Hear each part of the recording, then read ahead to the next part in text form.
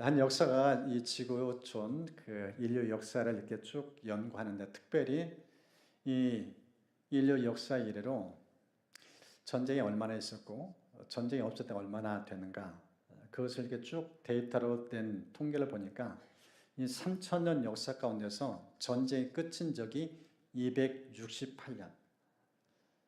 그러니까 대부분의 세월이 인류 역사를 보면은 전쟁으로 얼룩져 있다. 이 글을 보면서 제가 대학 시절에 종종 불렀던 찬양 가사가 이제 떠올려졌어요. 이런 가사입니다. 세상은 평화 원하지만 전쟁의 소문도 늘어간다. 이 모든 인간 고통 두려움뿐 그 지겨움 끝 없네. 평화는 마음속에 갈망하는데 현실은 전쟁이에요.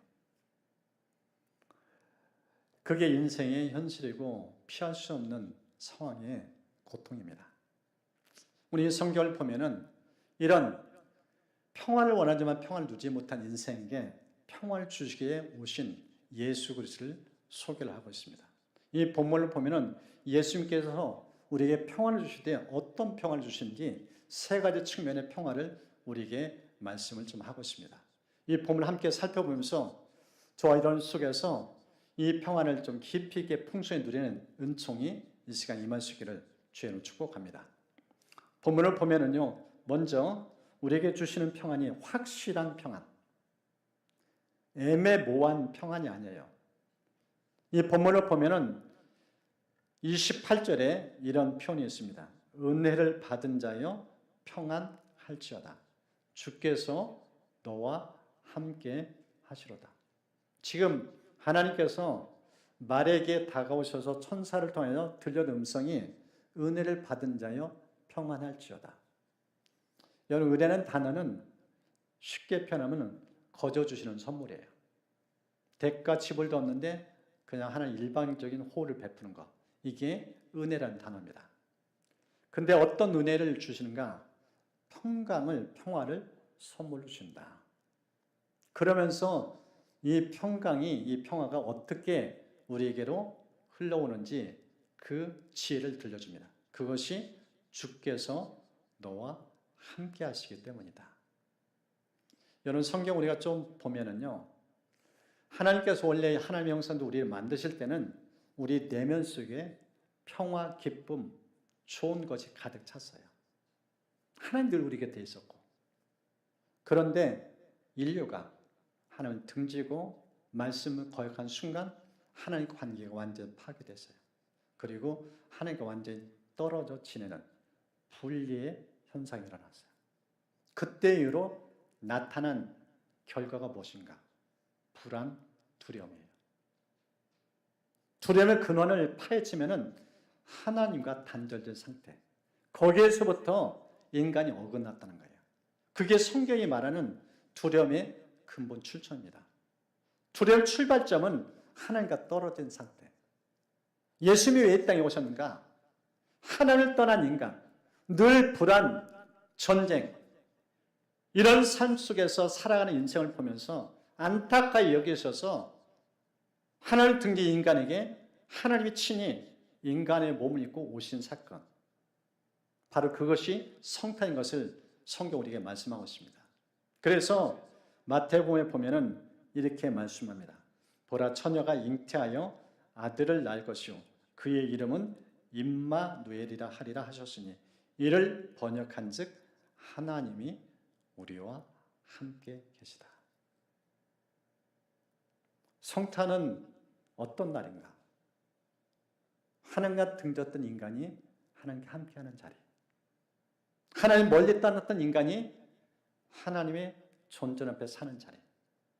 그런 은총을 주시게 하여 하나님인 그분이, 창조적인 그분이 피조물의 인간의 몸을 입고 오신 사건.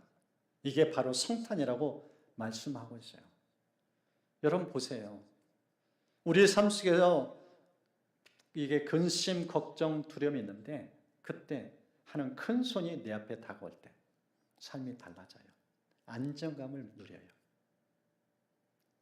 우리 오늘 예배 참석한 성도님 가운데 제가 그분의 참 사연을 들으면서 참 마음이 아팠어요.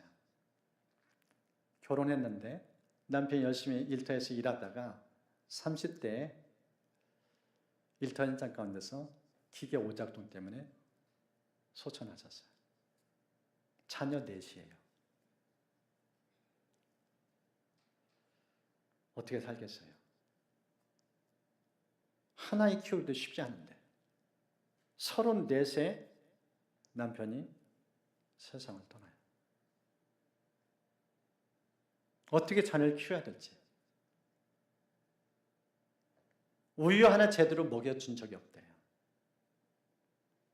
삶이 녹록지 않아요.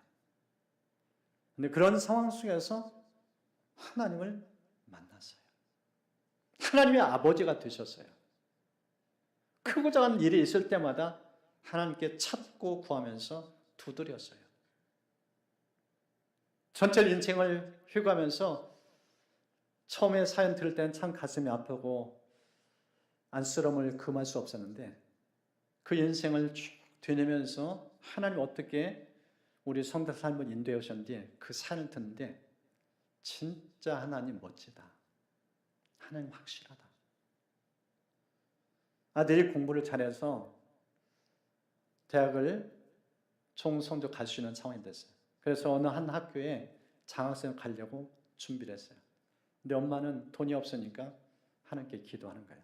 근데 기도하는 가운데 하나님이 하나님 말씀을 떠올려 준 거예요. 빌립보서 4장 13절. 내게 능력 주시는 자 안에서 내가 모든 할 수 있다. 하나님 아버지는 모든 건 능치 못함이 없다. 그래서 네가 가려는 그 학교 내려놓고 진짜 가고 싶은 학교가 어딘지 거기 소신껏 지원하라. 하나님이 너 인생 책임질 거다. 그렇게 도전한 거예요. 그래서 그 학교 갔고 대학을 졸업할 뿐만 아니라 미국 유학까지 가도록. 부모가 돈이 있어 능력이 있어 간 게 아니에요. 그것도 자녀 하나가 아니에요. 4명의 자녀를 얼마나 반듯하게 훌륭하게 키웠는지. 그 생의 핵심에 누가 계신가? 예수 그리스도 그분. 능치 못하면 하나님. 함께 하시는 하나님. 그분이 걸음걸음마다 너무나 자상하고 세밀하게 인도하시니까 확신이 충만해요. 얼마나 믿음이 대범한지 생생한 하나님의 간증을 들려주는 것을 들으면서 정말 기쁜 감동을 받았습니다. 남편이 있어 돌본 게 아니에요. 재래가 있어 도운 게 아니에요.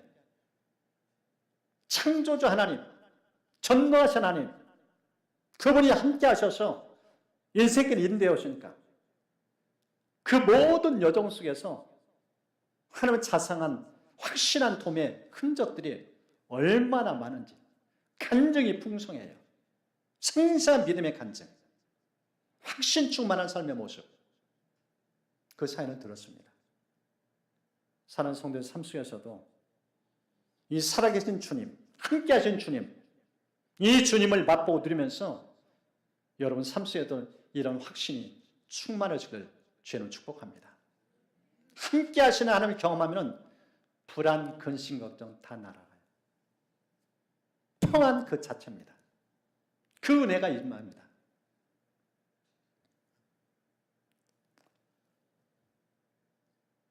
시편을 보면은 139편에 다윗이 시를 써요. 그가 쓴 시 가운데 보면은 하나님이 언제 어디나 함께 하신다. 함께 하시는 하나님을 소개해요. 하늘에 가는데 거기 계세요. 가장 밑바닥인 수월, 무덤까지 찾아가 거기 계셔요. 바다 끝 갔는데 거기에도 계셔요. 안 계신 곳이 없는 거예요. 하나님이 언제 어디나 함께 하시는 그 손길. 그러면서 그가 이런 고백을 합니다. 내가 혹시 말하기를 흑암이 반드시 나를 덮고 나를 두른 빛은 밤이 되리라 할지라도 주에게서는 흑암이 숨기지 못하며 밤이 낮과 같이 비추이나니 주에게는 흑암과 빛이 같음이니이다. 우리가 볼 때는 어둠, 빛 완전히 정반대 개념처럼 느껴져요. 실제 성경을 보면은 욥이 고난을 당할 때 하나님 은총 속에 풍요를 들 때는 하나님께 감사하고 뭐 얼마나 적극적으로 하나님께 예배를 드는지 몰라요. 그런데 고난에 깊이 처하면서 사방을 받아 하나님 안 계세요. 오른쪽으로 가나 왼쪽으로 가나 전후좌우 사방을 살펴봐 하나님의 임재를 못 느껴요. 그 속에서 얼마나 그거 힘들한지. 내 성경에 하나님 다가오신 타이밍이 이 욥기 38장에 나타납니다. 거기에 보니까 폭풍우 가운데 나타나세요. 무슨 뜻일까요? 고난 한복판에 계신다는 거예요. 고난 한복판에 내가 하나님 부인하는, 하나님 안 보인다고 투정 부리고 불평 원망하는 그 연장에 하나님은 여전히 계시다는 거예요. 그걸 보여준 거예요. 제가 만났던 한 분이 암투병했어요. 힘들고 어려운 때를 보냈어요. 근데 그때 어떻게 암을 극복했는가? 저 말씀이에요. 어떻게 그분에게 저 말씀에 다가왔는가? 하나님께는 암이나 감기나 별거 아니다. 인간이 볼 때는 암 죽을 병, 감기는 가벼운 병. 하나님 볼 때는 암이나 감기나 그게 그거라는 거예요. 생명의 주관자예요.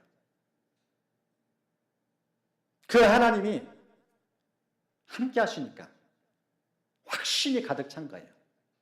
그 확신 때문에 암도 이기는 그 논란을 간증하는 것을 들었습니다. 오늘 이 성경편에서 예수님이 이 땅에 오셔서 우리에게 주시는 선물이 뭔가? 확실한 평안이에요. 함께 하시니까. 전능자와 함께 하는데 뭐가 두렵겠어요? 여러분 삶 속에 이런 확신을 충만하시기를 주의로 축복합니다. 두 번째 이 본문을 보면 예수님이 주시는 평안함이 있어요. 그것은 든든한 평안입니다.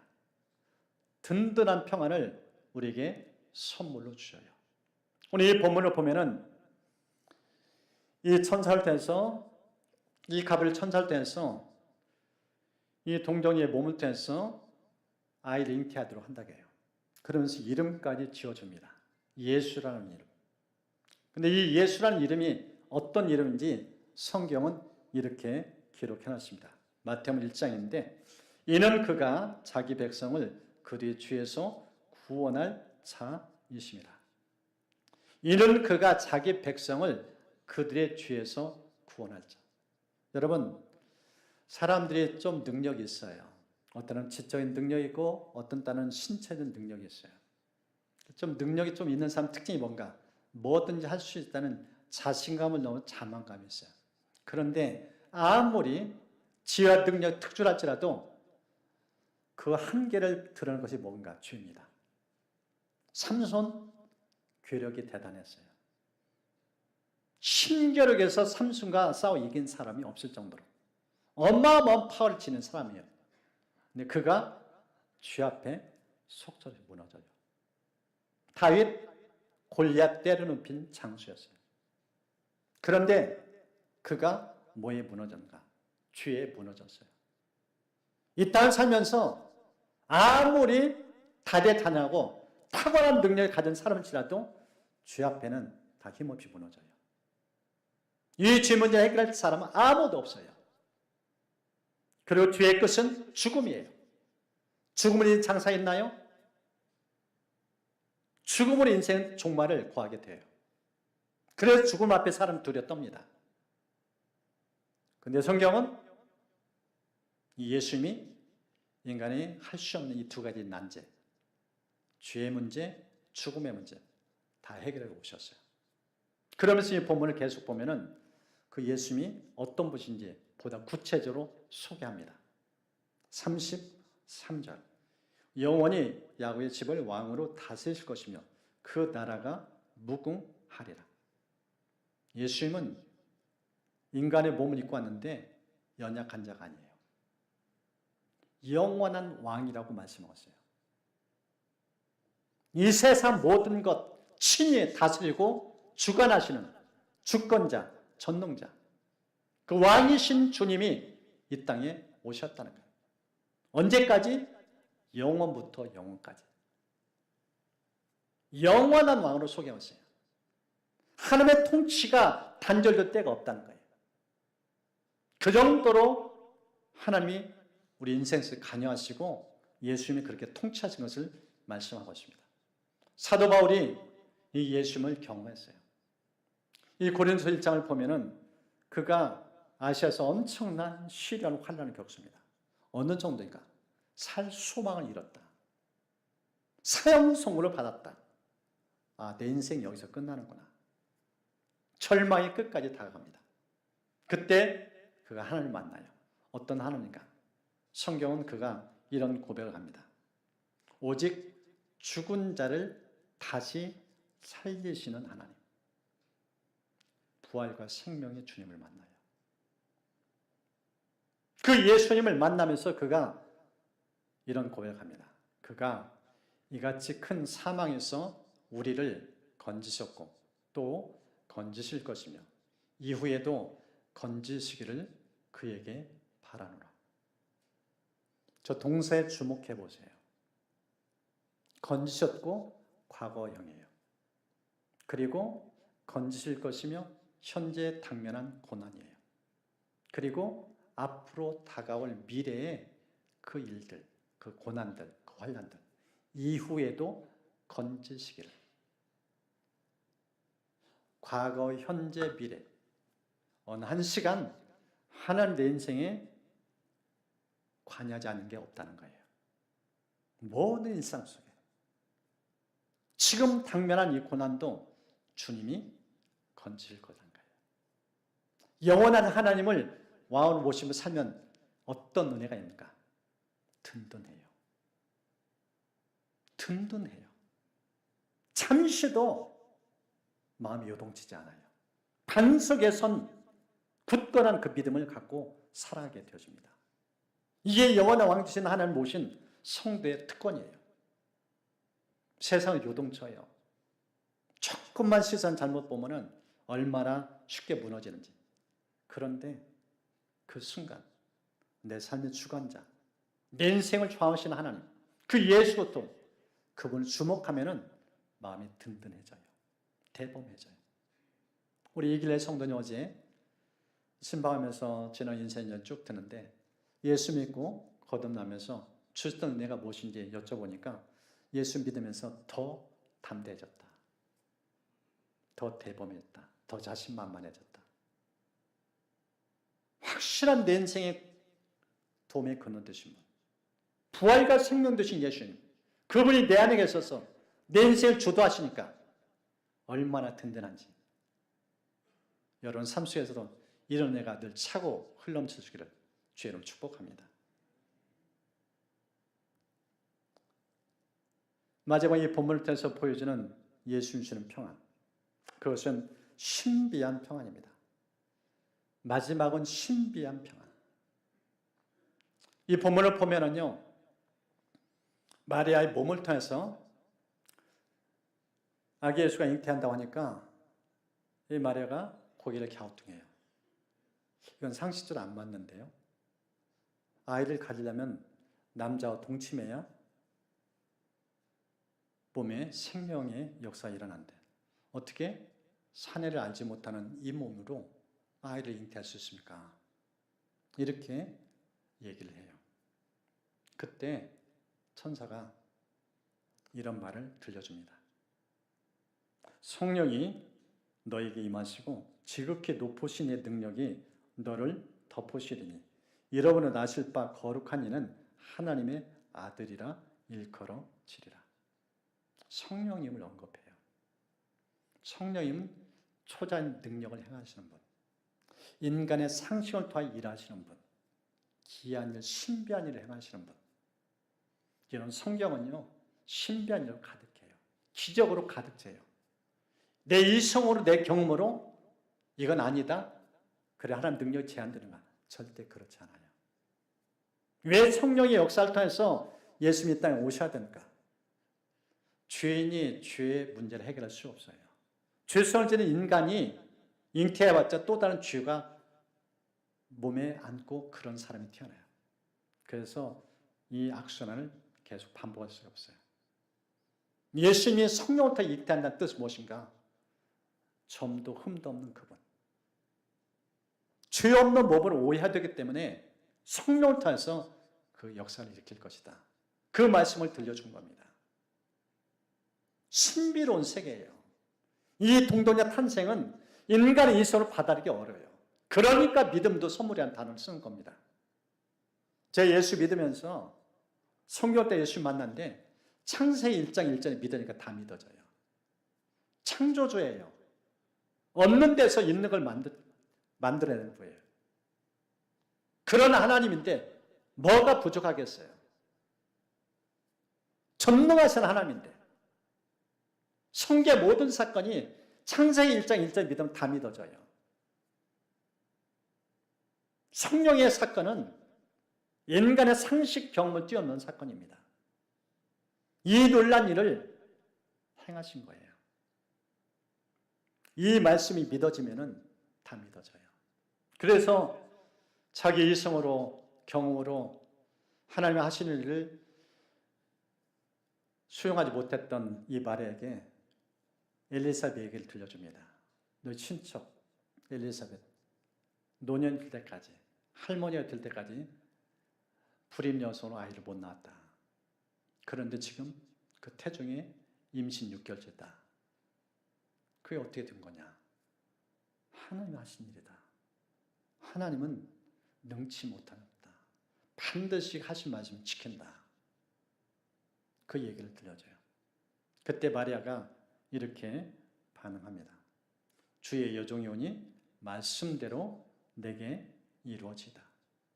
주의 여종이 오니 말씀대로 내게 이루어지다. 내 생각 내려놓고 하나님의 말씀을 받아들여요. 자기 몸을 주께 드려요. 그리고 그 몸을 통해서 예수님이 땅에 오신 거예요. 이게 신비한 하나님의 사건이에요. 예수 믿는 지름길은 무엇인가? 이 신비로운 세계에 눈이 열려야 돼요. 그 말씀 앞에 나를 오픈해야 돼요. 마리아가 자신을 내어준 것처럼 천적인 신뢰를 가지고 그것을 수용할 때 비로소 이 신비한 세계가 내 것이 되어져요. 놀라운 은혜가 임합니다. 그때 세상이 줄 수 없는 평화를 맛보게 되어집니다. 하나님께서 저는 심령이 이런 은혜를 충만하시기를 주님 축복합니다. 오늘 예수님께서 주시는 평안 3가지 같이 살펴봤습니다. 첫 번째, 확실하다. 하나님이 나와 함께 하시니까 내 곁에 내 인생은 세상 끝날 때까지 아니 영원토록 그렇게 이끄시니까 얼마나 확실해요. 두 번째는 그분은 영원한 왕이다. 영원토록 지배하셔 통치하셔요. 그 왕을 모시고 사는 생애 평화입니다. 마지막은 내 상식 경험을 뛰어넘어서 초자연적으로 얼마든지 능력의 일을 행하시는 분. 그걸 믿을 때 이 신비로운 평화를 맛보게 되어집니다. 하나님께서 우리 모두가 이 평화를 깊게 풍성하게 누리시길 축복합니다. 이제 주신 말씀 생각하면서 우리 찬양하며 기도로 나아가겠습니다. 은혜를 받은 자여 평안할지어다. 주께서 너와 함께 하시도다. 오늘 28절 말씀을 근거로 우리 지난 11월 9일 오셨던 송경희 목사님이 작곡하신 찬양곡입니다. 이 찬양을 하면서 좀 기도로 나아가도록 하겠습니다.